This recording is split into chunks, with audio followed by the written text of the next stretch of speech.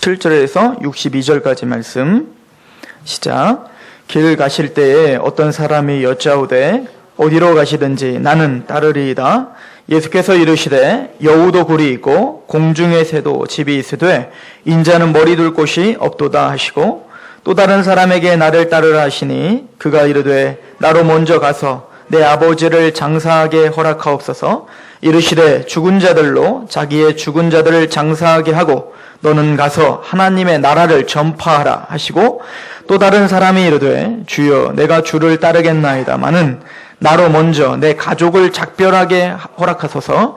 예수께서 이르시되 손에 쟁기를 잡고 뒤를 돌아보는 자는 하나님의 나라에 합당하지 아니하니라 하시니라. 아멘. 잠깐 기도하겠습니다. 하나님, 우리가 하나님의 나라의 백성들입니다. 오늘 이 말씀을 통하여 주의 백성, 하나님의 백성, 하나님의 나라의 본질을 알고 그 하나님의 나라를 살아가는 사람들이 어떻게 살아야 되는지를 바로 알게 하시옵소서. 전하는 사람이 겸손케 될 수 있도록 도와주시며 듣는 귀와 그 마음이 열려 하나님의 인치심 있게 하여 주옵소서. 예수 그리스도의 이름으로 감사하며 기도하옵나이다. 아멘. 오늘 본문은 세 사람이 나옵니다. 예수님께서는 가끔 당황스러운 행동과 이야기를 하실 때가 있어요. 사실은 교회를 인도하고 있는 저로서는, 또 교회로 어찌하든 내 사랑하는 사람들을 데려오고 싶어하는 여러분들의 입장에서는 오늘 예수님의 행동은 참 당황스러운 일입니다. 어쩌든 이 교회에 내 집을 채우라고 말씀하셨던 그 하나님께서 열심을 갖고 열정을 갖고 주님을 따르겠다라고 자발적으로 오고 있는 사람들을 거절하고 계시는 거예요. 그것도 3명이나. 오늘날처럼 소비자 중심의 교회로서는 감히 상상할 수 없는 얘기입니다. 어쨌든 소비자의 그 구미에 맞게 지금 이 현대 이 서산 사람들이 뭘 원하는가, 무엇을 추구해야 이 사람들이 교회에 잘 적응할 수 있을까, 이 교회에 무엇을 만들어놔야, 어떤 편의시설을 만들어놔야 사람들이 와서 좀 행복해하며 많은 사람들이 좀 올 수 있을까, 어떤 연예인을 불러야 이 사람들이 좀 교회에 나올 수 있을까, 이렇게 연구하고 그거에 바쁜 교회로서는 이런 예수님의 이런 거절하시는 메시지는 참으로 당황스러운 일이죠. 여러분, 우리 교회는 다릅니까? 그렇지 않죠. 저도 이런 말씀들을 보면 당황스럽게 짝이 없죠. 도대체 누구를 데려와야 된단 말인가. 게다가 나는 과연 그럼 이 하나님의 나라에 합당한 자인가, 이렇게까지 생각할 정도로 대단히 충격적인 메시지인 거예요. 오늘 메시지를 통해서 하나님 나라의 본질을 주님은 알려주고 싶으신 것이고, 두 번째는 하나님 나라에 소속된 저와 여러분들이 하나님 나라를 믿고 있다면, 구원을 받았다면 어떤 삶의 태도를 지향하며 살아야 되는지를 보여주고 있는 것이며, 이 말씀을 통하여 여러분들은 정확하게 충격을 받으셔야 된다는 거죠. 너무 어려운 거 아닌가? 그럼 누가 이 교회에 버틸 수 있는가? 라고 하는 충격 앞에 여러분들 서셔야 돼요. 그리고 그래도 버티고 있는 우리가 하나님의 은혜구나 라고 고백하는 그런 예배가 되시길 소망합니다. 오늘 3명이 주님을 만납니다. 첫 번째 사람을 통해서 우리는 하나님의 나라의 본질에 대해서 보게 됩니다. 첫 번째 사람은 자발적으로 지금 주님을 따르겠다고 찾아온 거예요. 막 전도를 하고 예수님을 따르십시오 이렇게 한 게 아니고, 자발적으로 자원하는 마음으로 내가 주님 따를게요, 열정을 갖고 열심을 갖고 따르겠다고 지금 주님께 자발적으로 나온 사람입니다. 우리 교회에 이런 사람 필요하지 않아요? 내가 이 교회를 섬기겠습니다. 이 교회에 내가 정말 최선을 다해서 내가 이 교회를 섬기고 봉사하고 이 교회에 내가 주님을 목숨을 걸고 따르겠습니다. 어찌 보면 지금 그렇게 우리 교회에 지금 나오고 있는 사람이라고 해봅시다. 그러면 우리는 어떻게 됩니까? 내가 기다렸다고, 형제를 기다렸다고, 자매님을 기다렸다고, 어디서 있다가 지금에서 오시는 거냐고, 그렇게 그냥 문을 활짝 열고 막 기분 좋아야 되는데, 주님은 그렇게 자발적으로 내가 주님을 따르겠습니다 라고 온 그 사람을 시험하고 있어요. 그리고는 이렇게 이야기를 합니다.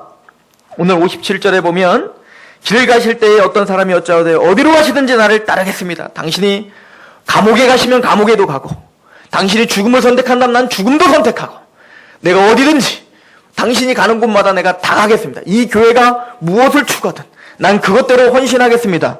이렇게 말하는 사람이 있습니다. 그런데 주님은 그런 사람에게 그래 우리 교회에 오시면 먼저 확인할 게 있습니다. 그리고는 이렇게 말씀하십니다. 58절에 예수께서 이르시되 여우도 굴이 있고 공중의 새도 집이 있으되 인자는 머리 둘 곳이 없도다.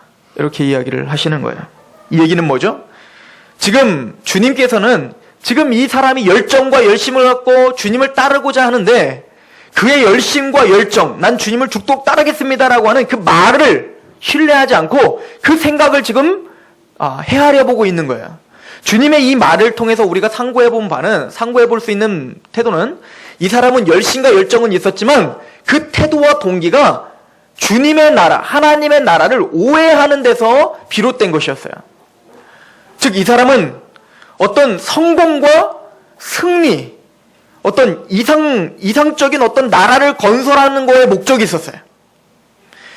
왜냐면, 지금 이 사건은 어떤 사건이냐면, 예수님께서 변화산상에서 베드로와 야고보와 요한과 함께 변화산 사건에, 변화하시고 그 사건 이후에 주님이 그 제자들과 함께 내려오셨을 때 어떤 일이 벌어졌냐면 병든 사람이 있는데 이 제자들한테 좀 고쳐달라고 했지만 고쳐지지를 못하는 거예요. 그럴 때 주님께서 어떻게 하셨죠? 귀신을 내어 쫓으시죠. 그래서 아마 그 성경에 나와 있는 그 증상을 보면 간질과 같은 어떤 그런 증상이었던 것 같아요. 갑자기 막 경기를 일으키고 넘어지고 막 그런 것 같아요. 주님이 그런 질병을 고쳐주시는 장면을 목도한 많은 무리들이 있었습니다. 그때 그 무리들이 하는 말은 주님의 하나님의 크신 위엄을 본 거죠. 야, 이 사람은 범상치 않은 분이구나. 이 사람은 우리가 갖고 있지 않는 뭔가 능력이 있고 이 사람은 뭔가 탁월한 힘이 있구나. 그래서 그 표적을 보고 매력을 느낀 거예요. 또 이 예수님이 가는 곳마다 한번 가만히 봤더니 그 당시에 종교 지도자들, 사회 지도자들이 이 예수님의 한마디에 꼼짝도 못해요. 율법을 많이 안 해. 그러면서 막 율법을 통해서 막 공격하지만 주님이 한마디 딱 하면 입을 딱 닫는 거예요. 야, 이분의 그 언어에는 힘이 있구나. 이분은 뭔가 범상치 않은 인물이구나. 이것을 본 거죠. 그리고 이 젊은이는 이 예수님을 따르면 뭔가 내가 꿈꾸고 있는 그 꿈, 내가 꿈꾸고 있는 그 나라가 실현될 거라고 하는 그 기대와 소망 가운데 차고 있었던 거예요. 야, 이분을 따르면 되겠구나. 이분만 내 옆에 있으면 내 인생, 이 나라, 이 민족이 승리하겠구나. 이런 마음으로 지금 이 예수님께 찾아온 거예요. 주님, 내가 주님과 함께 하겠습니다. 내가 주님을 따르겠습니다. 그럴 때 그 마음 속마음은 어떤 마음이 있었던 걸까요? 자기가 꿈꾸는 그 나라가 아마 실현될 것을 꿈꿨을 겁니다. 마찬가지로 하나님 나라에 대한 오해. 첫 번째는 예수님을 믿으면 나의 꿈과 나의 인생이 성공하고 승리할 거라고 하는 착각입니다. 이거는 성경이 우리에게 알려주지 않는 첫 번째 하나님 나라에 대한 오해예요. 지금 이 젊은이의 열정과 열심은 그 오해에서부터 비롯된 열심이에요. 주님은 그런 사람들에게 그럼 내가 그것도 주지, 그것도 줄게 라고 말씀하시지 않고 그를 근심을 하게 합니다. 나는 머리 둘 곳이 없다. 이렇게 이야기하십니다. 인자는 머리 둘 곳이 없느니라. 이 땅에서 나는 어느 한 왕처럼 와서 내가 좋은 궁궐에 살고 이 로마를 점령하고 마침내는 내 민족에게 이런 육체적인 해방을 줘서 물질적인 부유함을 주려고 내가 이 땅에 온 것이 아니야를 그 열정과 열심으로 따라오려고 하는 그 젊은이에게 가르쳐주고 있는 것입니다. 마가복음 10장 45절에 인자가 온 것은 섬김을 받으려 함이 아니라 도리어 섬기려 하고 자기 목숨을 많은 사람의 대속물로 주려 함이라 라고 말씀합니다. 인자라고 하는 말은 바로 내가 이 땅에 내가 왕으로 뭔가를 성취하기 위해 온 것이 아니라 나는 죽으러 왔다. 그리고 진짜 죽으셨죠. 세상적인 관점으로는 예수님은 실패자입니다. 이 젊은이의 어떤 그 열정과 열심으로 보기에는 마침내 예수님의 그 결론은 실패자인 거예요. 이걸 위해서 주님을 따른 게 아니란 말입니다. 예수님은 이 땅에 선동을 하고 사람을 부추겨서 뭔가 이상한 이상촌, 하나님의 국가, 기독교 국가를 이 대한민국에 세워야지. 그래서 여러분들을 선동해서 여러분들 예수님 믿으시고 어느 자리에선 최선을 다해서 그곳에서 최고가 되십시오. 그리고는 그 자리를 예수님의 나라로 바꾸십시오. 이 나라에 우리 청소년이 나중에 공부 열심히 해서 대통령이 되어 이 나라의 장로 대통령이 되셔서 이 나라가 이제는 예수님을 믿는 민족으로 바꿉시다. 대부분 우리가 듣고 있는 청년들과 청소년들의 설교는 거의 이런 얘기들입니다. 그러나 주님은 그걸 위해서 오시지 않은 거예요. 얼마 전에 한 자매님께서 이런 이야기를 하셨었어요. 우리 교인은 아닙니다. 자기는 대통령을 욕하는 사람이 이해가 가지 않는다는 거야. 대통령을 욕하는 사람은 이 나라를 사랑하는 것이 아니라는 겁니다. 이 나라를 사랑하는 것은 대통령을 욕하는 사람은 분명히 떨어져 있는 쓰레기도 줍지 않는 사람이라는 거야. 즉 쓰레기를 줍는 사람이 나라를 사랑하는 사람이고 쓰레기를 줍는 사람은 대통령을 욕하지 않고 대통령을 사랑하는 사람이 나라를 사랑하는 사람이라는 거예요. 감동을 받았습니다. 진짜 그렇구나. 그렇지. 이런 정신이 있어야지. 나라를 사랑한다고 해놓고 대통령을 욕하면 되나? 떨어져 있는 쓰레기 하나를 주워야지. 그 놀라운 건 내 옆에 있는 대통령을 사랑하는데, 나와 상관이 없는 대통령을 사랑하는데 내 옆에 있는 지체들은 사랑하지 못하는 거야. 용서하지 못해요. 그들을 이해하지 못해요. 자칫 잘못하면 우리 기독교를 그렇게 오해할 수가 있는 것입니다. 이 나라가 부조리가 있습니다. 판을 칩니다. 교육이 무너졌습니다. 내가 하나님 나라를 위하여 이 땅에 정말 하나님의 말씀대로 가르치는 학교를 세우겠습니다. 그리고 학교를 세우는 일, 그렇게 큰 것은 말하고 있지만 정작 내 옆에 있는 내 자녀, 내 옆에 있는 그 어려운 아이에게 가르침과 또 그 아이를 섬기고 내가 희생하는 것, 그것과는 상관없는 삶을 산다. 그렇다면 그것은 지금 기독교를 너무너무 오해하고 있는 거예요. 예수님은 그 얘기를 하는 겁니다. 젊은이야, 그 열심과 열정을 갖고 날 따라온 거 참 잘하는 일이야. 그러나 나는 머리 둘 곳이 없어. 나는 인자야. 나는 죽임을 당하러 왔어. 세상 끝까지 너희들은 나의 증인이 될 것이지만 나는 그것을 위해서 지금 당장 저 먼 땅 스페인까지 가려고 하는 것이 아니라 지금 내가 있는 이 갈릴리에서 지금 병든 사람에게 그 사람을 고쳐주는 일을 난 지금 하러 온 거야. 지금 힘들어하는 그 사람을 위해서 내가 목숨을 내어줘 십자가를 달리기 위해서 이 땅에 온 거야. 무슨 이야기인지 이해 가십니까? 하나님의 나라라고 하는 것은 이 땅이 뭔가 뒤집어지고, 제가 훈련받았던 선교단체 그 모토가 이거였어요.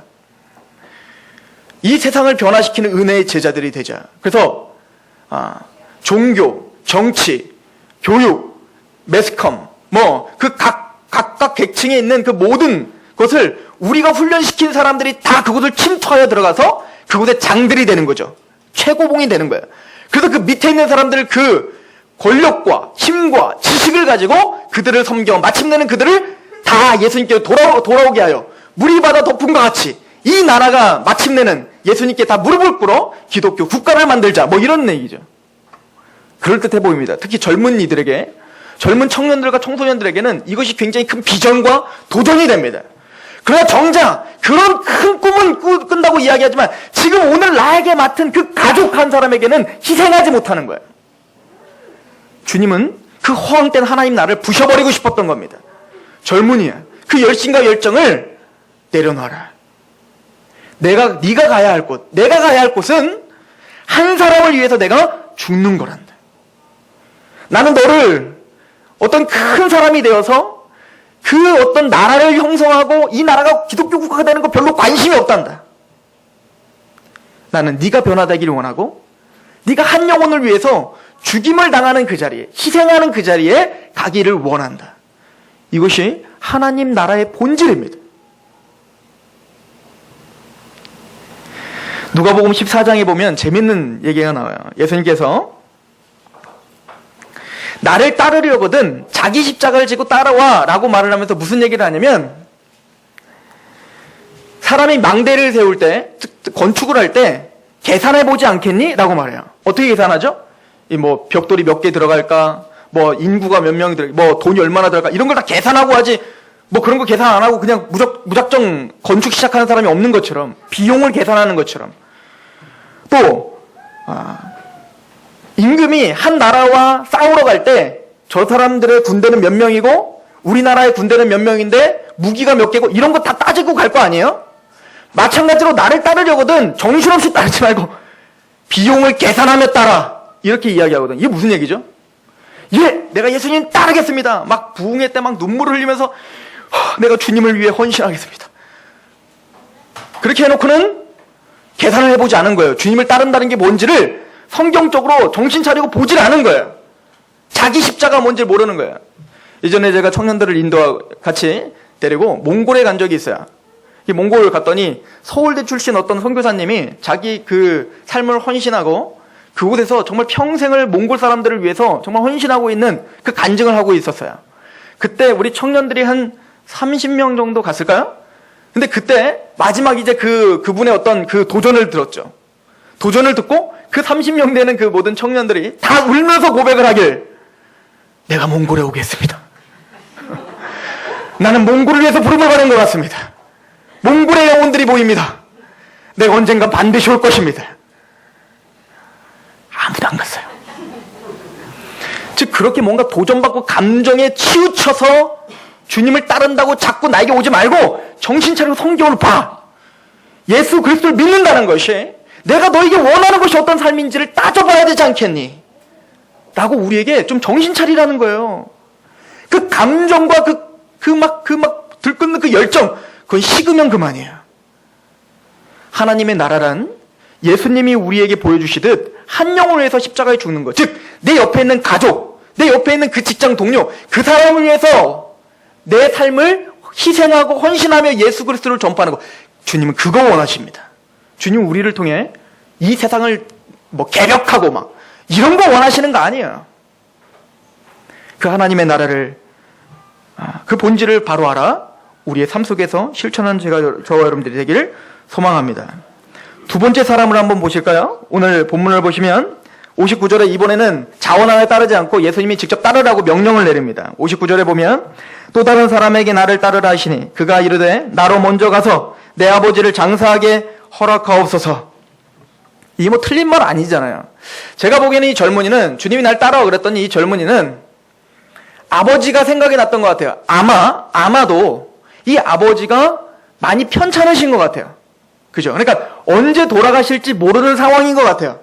그러니까 이 아들의 입장에서 어떤 마음이 들까요? 예수님을 따르면 지금 당장 예수님 지금 막 거의 여기저기 막 계속 돌아다니시는데 그러면은 집에 올 수가 없잖아요.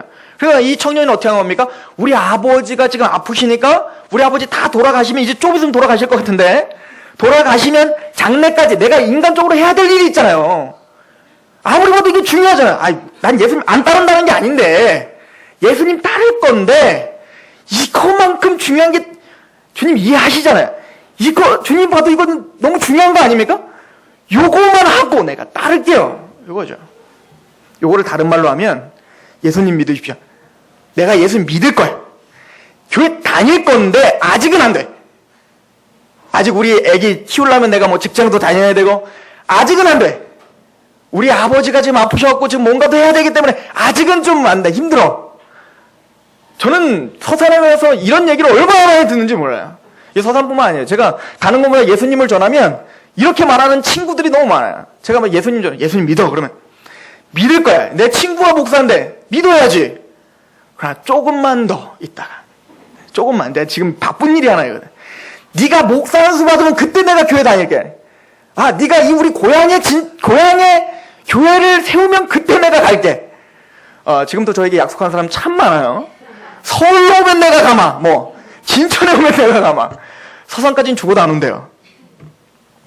근데 이것이 뭡니까? 하나님 나라에 합당치 않은 마음이라는 거예요. 이 마음은 하나님의 나라의 긴박성과 중요성을 모르는 사람들이 하는 얘기인 거예요. 그러면 오늘날 교회 안에 있는 저와 여러분들은 이렇게 한번 적용해 볼 수 있겠죠.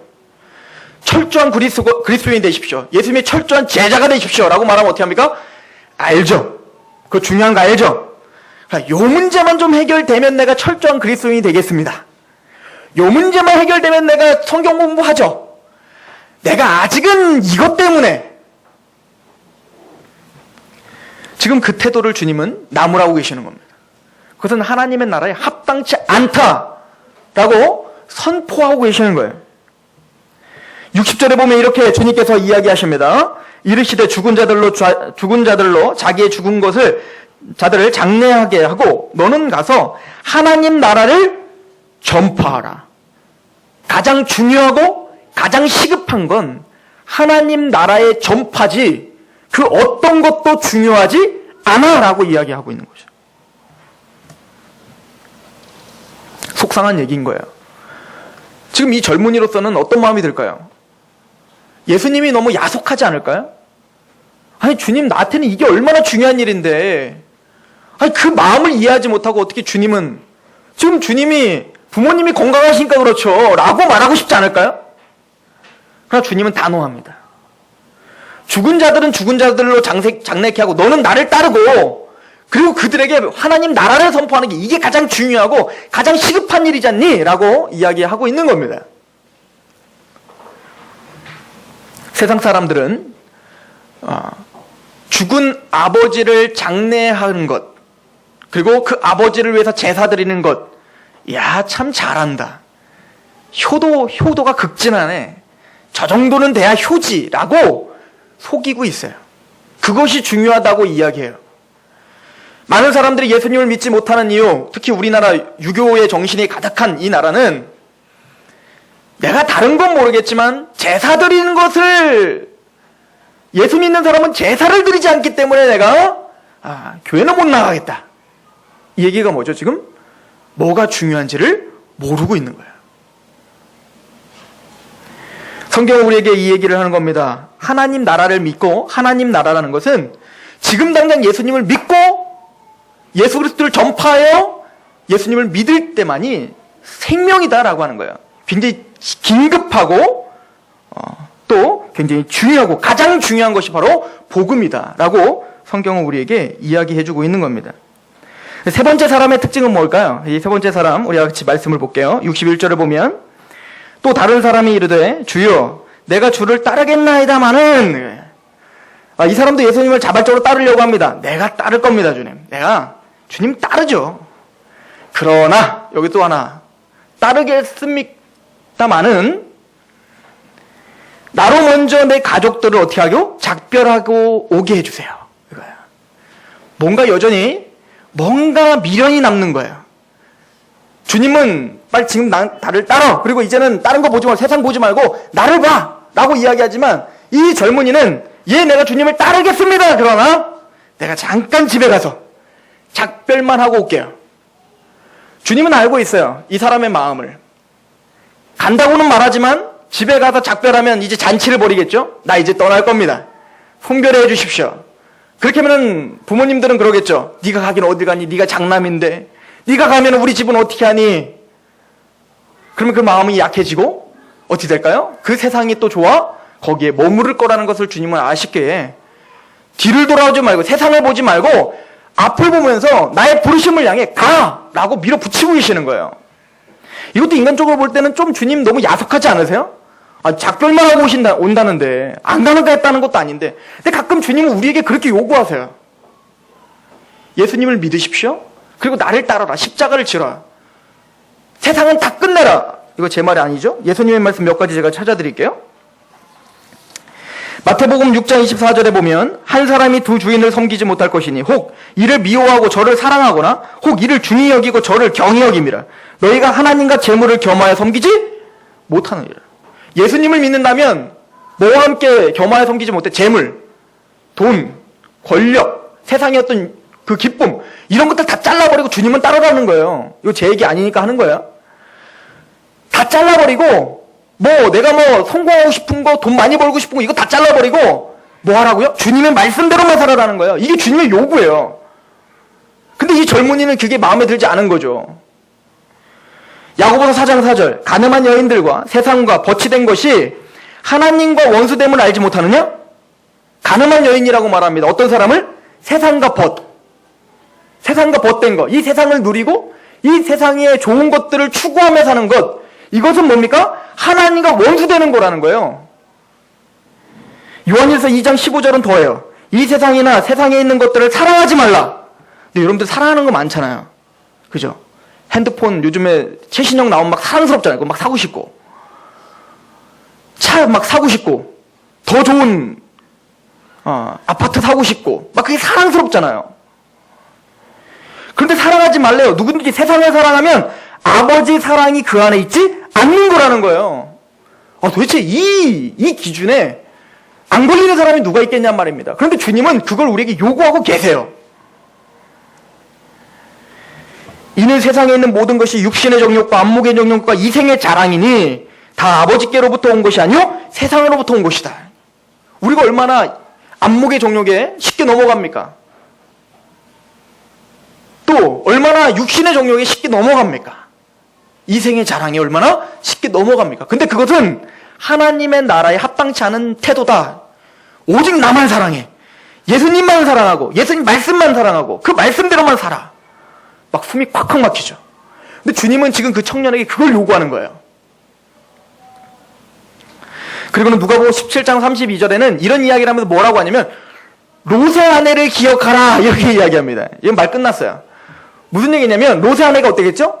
소돔과 고모라는 더러운 땅이니 나와라고 했을 때 나왔어요. 그리고 그게 심판받는 것도 보여줬어요. 근데 이 롯의 아내는 뭘 바라봤어요? 다시 그 소돔과 고모라 그 화려하고 그 안락했던 삶, 그 삶을 자꾸 바라보기만 했는데 그대로 소금기둥이 되더라. 오늘날 이렇게 한다면 우린 다 소금기둥 됐을걸요? 주님은 왜 이렇게 극단적이고 충격적인 이야기로 그들을 자꾸 떠나보내게 할까요? 저는 이런 생각을 해봤어요. 제자들은 그러면 과연 이 사람들과 달랐을까? 근데 그렇지 않음을 우린 알아요. 첫 번째 온 사람과 같이 예수님을 따르는 것이 나에게 뭔가 부와 권력을 줄 거라고 착각하며 제자들은 따랐어요. 그 대표적인 게 야고보와 요한이잖아요. 주님의 나라가 임하면 나를 우의정 나의 자의정으로 세워주십시오. 이게 지금 어떻게 보면 이 청년들과 똑같은 마음으로 지금 주님을 따르고 있는 거 아닙니까? 아니 그런데 그 사람들은 지금 단호하게 거절해버리고 제자들은 또 데리고 가요. 또 주님은. 그리고 끝까지 그 제자들을 양육하고 그 정신을 개조시키고 하나님 나라가 무엇인지 가르치고 또 참고 견디고 막 열심과 열정만 가지고 하나님의 나라의 본질도 모르고 십자가도 모르고 그렇게 따랐던 사람이 이 사람들만입니까? 아니 베드로도 그랬죠. 내가 주님을 따르겠습니다. 주님이 죽자면 나도 죽겠습니다. 그래서 주님은 알아요. 다 거짓말이야. 너는 나를 부인할 거야. 아닙니다. 그런 말 마시옵소서. 주님을 누가 죽입니까? 내가 지켜드리죠. 그래갖고 진짜로 주님 잡아갈 때 칼 빼가지고 그 말고의 귀를 자른 거 아니에요. 네가 뭔데 우리 주님을 뺏어가냐? 왜? 이분은 이 나라를 이상촌을 만드실 분인데 내가 지금 소망하고 있는 이 로마를 멸절시키고 이 나라에 하나님의 왕국을 만들 분이신데 그러나 그렇게 주님을 배반했던 그 베드로를 주님은 또 찾아가셔서 너는 날 사랑하냐고 물어보시며 또 자기의 제자로 받아들이고 계시는 거예요. 저는 오늘 말씀을 통해서 우리가 충격을 먼저 처음엔 받으셔야 된다고 이야기했습니다. 이 말씀들을 통해서 우린 다 소금기둥 될 사람들이구나 라고 우리는 인정하셔야 돼요. 그런데 주님은 오늘 저와 여러분들을 버리시지 않고 끝까지 데리고 가시더라요. 이거에 여러분들은 감격하고 계셔야 돼요. 어거스틴이 이런 기도를 했다죠. 어거스틴은 여러분들 잘 아시죠? 이 어거스틴은 최고의 신학자요. 성자라고까지 부림을 받는 사람이죠. 근데 이 사람의 삶은 그렇게 FM적인 삶을 살지 못했어요. 이 사람은 17살 때 굉장히 똑똑했거든요. 이 똑똑함을 가지고 여러 세상적인 학문을 다 섭렵해버리죠. 그리고는 시간이 많았는지 이 어거스틴은 마니교라고 하는 그 이단에도 심취해요. 또 이 어거스틴은 세상적으로도 많이 타락하여 17살 때 동거를 합니다. 여자와. 그리고 아기를 낳아요. 그리고 한 여자뿐만 아니라 여러. 그러니까 세상적으로도 음란하고 성적으로 타락한 이 어거스틴. 근데 이 아버지는 불신자였지만 어머니는 기독교인이었거든요. 그러니까 이 자녀를 위해서 그렇게 눈물을 흘리며 기도했던 거예요. 이 모니카는 이 아들을 좀 바꿔달라고. 그런데 어느 날, 그 당시에 최고의 설교자였던 암브로스가 설교를 하고 있는데, 그곳에서 설교를 듣는데 감동이 되는 거예요. 감격이 되는 거예요. 야, 저게 진짜 주님이 원하는 삶이구나. 암브로스가 설교하는데, 야, 이것이 진짜 주님이 원하는 거구나. 하나님 살아계시구나. 이게 막 느껴지는 겁니다. 그래서 주님 앞에 이렇게 기도했다는 거 아닙니까? 주님, 저를 선하게 만들어 주십시오. 그러나 지금은 하지 말아 주십시오. 왜요? 왠지 주님을 믿고 따르면 내가 지금 즐기는 것들, 내가 지금 기뻐하는 것들을 하나님은 다 뺏어가실 것 같은 거예요. 왠지 주님 앞에 내가 다 이렇게 주님이 말하는 대로 세상도 보지 말고 막 다 보지 말고 나만 봐. 나만 사랑해. 이생의 정욕과 안목의 정욕 다 잘라버려. 그리고 주님만 바라봐. 말씀대로만 살아. 막 그렇게 하고 막 예배를만 드리고 막 그렇게 하면 뭔가 내가 지금까지 즐겼던 모든 세상의 문화가 다 빼앗겨서 나는 이제는 즐거움을 싹 잃어버릴 것 같은 거예요. 그래서 어거스틴 이런 고백을 한 거죠. 저도 어거스틴까지는 아니지만 저 이런 기도 많이 해봤고 많이 들어봤어요. 또 많은 사람들한테. 지금은 아닙니다, 주님. 내가 주님 앞에 이렇게 바뀌길 원하나 지금은 참아주십시오.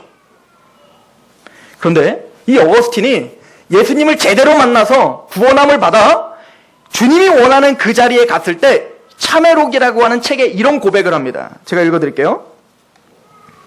한때 잃어버리게 될까봐 그렇게도 두려워했던 헛된 기쁨들이 한꺼번에 다 제거되었을 때에 정말 너무나 상쾌하였습니다. 제게서 그것들을 몰아내신 당신은 진정 최상의 기쁨입니다. 제게서 그것들을 몰아내고 그 자리를 대신 취하신 당신, 비록 피와 살에는 아니지만 그 어떤 즐거움보다 더욱 감미롭습니다. 마음속 그 어떤 비밀보다 더 깊이 숨겨져 있는 당신은 모든 빛보다 더 빛나는 분입니다. 자신들에게서 모든 영광을 찾으려는 인간들에게는 비록 보이지 않겠지만 당신은 모든 영광을 능가하는 분이십니다. 오 주 하나님, 나의 하나님, 나의 빛, 나의 행복, 나의 구원이시여.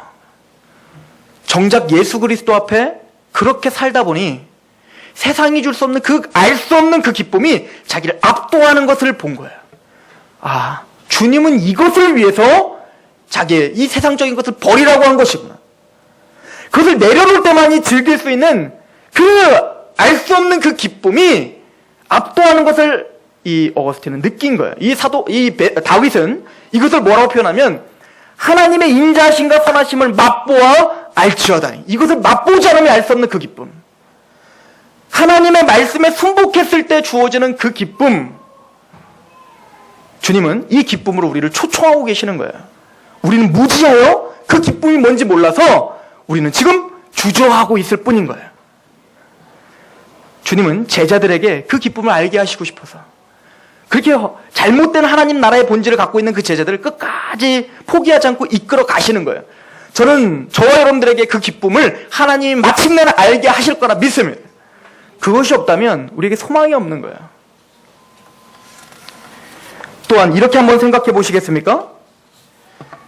이 세상, 예수님을 진짜 만난 사람이 이 세상을 버릴 수밖에 없는 이유를 이렇게 한번 생각해 보세요. 여러분들, 아담과 하와를 파멸에 처하고 저주를 받게 하고 영원한 지옥에 떨어지게 한 게 무엇 때문입니까? 이 세상과 죄와 타협했기 때문이에요. 우리가 성경을 통해서 배우는 거잖아요.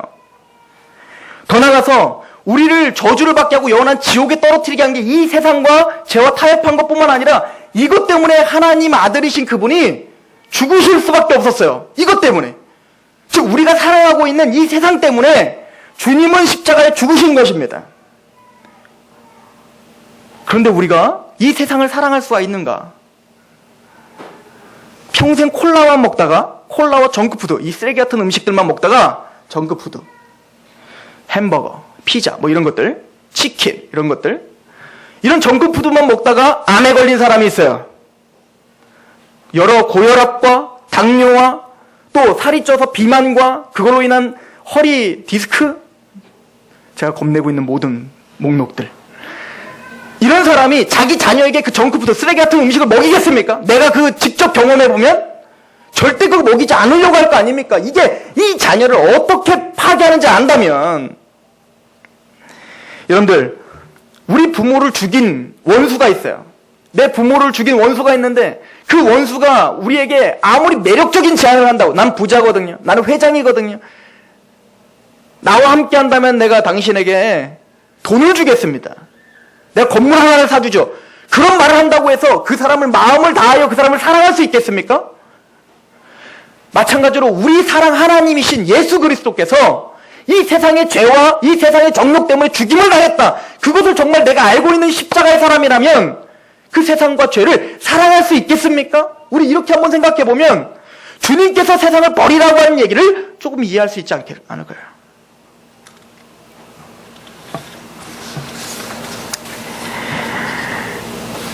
갈라디아서 2장 20절에 이렇게 말합니다. 내가 그리스도와 함께 십자가에 못 박혔나니 그런즉 이제는 내가 사는 것이 아니요 오직 내 안에 그리스도께서 사시는 것이라. 이제 내가 육체 가운데 사는 것은 나를 사랑하사 나를 위하여 자기 자신을 버리신 하나님의 아들을 믿는 믿음 안에서 사는 것이라. 우리가 지금 사랑하고 있는 그것, 우리가 지금 버리지 못하고 있는 그것 때문에 예수님께서 십자가에서 죽으셨습니다. 오늘 그 죄에 대한 우리의 태도가 어떻게 돼야 되겠습니까? 그러나 주님은 우리를, 이 제자들, 이 지금 따라오겠다고 하는 사람들을 과감하게 버린 것처럼 우리를 대하지 않는 것에 대해 감사하시길 소망합니다. 주님은 여러분들을 포기하지 않고 제자들을 인도하듯 여러분들을 그 자리까지 인도하시려고 지금도 우리에게 은혜를 베푸시고 계십니다. 그 은혜 아래 감격하며 하나님의 나라의 본질을 알아 저와 여러분들이 주님을 따르는 그 일에 헤아려 보고 계산하며 그렇게 따라가시길 소망합니다. 기도하겠습니다. 아버지 하나님, 너무나 감사합니다. 우리가 주님 안에 있습니다. 하나님 나라가 우리에게 임하여서 의와 평강과 희락을 가진 자들이 되었습니다. 예수님께서 우리에게 충격적인 말씀을 주십니다. 하나님 나라에 합당치 못한 세 가지 태도를 말해 주셨습니다. 하나님의 본질을 알게 하셔서 이 땅의 즐거움과 성공과 그 승리가 참된 하나님의 나라가 아니라 한 영혼을 살리는 것, 또 그 죄와 싸우며 한 영혼을 위하여 내가 희생하며 살아가는 그 십자가, 그것이 이 땅에서 우리가 누려야 될 하나님의 나라인 줄 믿게 하시옵소서. 또한 무엇보다 중요하고 시급한 것이 내가 생각하고 있는 그것이 아니라 바로 복음임을 다시 한번 알게 하시옵시며, 또 하나님 예수 그리스도를 죽인 그 세상과 죄를 미워하며 그렇게 우리가 주님만을 따라갈 수 있는 그런 참된 하나님의 군사들이 될 수 있도록 우리를 붙잡아 주옵소서. 그렇게 역사하실 하나님을 기대하며 예수 그리스도의 이름으로 감사하며 기도하옵나이다. 아멘. 우리 하나님 앞에 찬양합시다.